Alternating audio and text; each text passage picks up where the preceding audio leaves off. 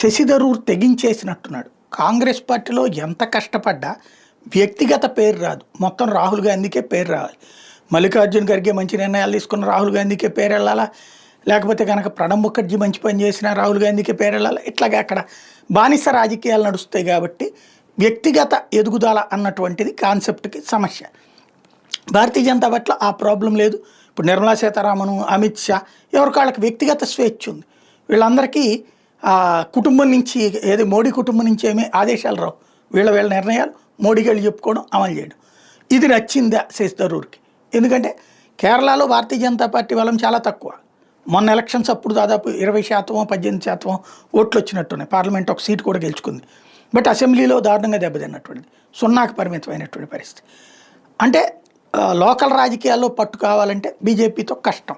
కానీ ఇట్లాంటి వాళ్ళు 10 మంది చేరితే భారతీయ జనతా పార్టీకి బలం. మరి చేస్తాడా శశి థరూర్? కాంగ్రెస్ పార్టీ అయితే అతను డిజోన్ చేసుకుంది. కాంగ్రెస్ మీటింగులకు కూడా పిలవడం మానేసింది. అతను కూడా దేశ భద్రత విషయాల్లో రాజీ పడే ప్రసక్తి లేదని చెప్తున్నాడు.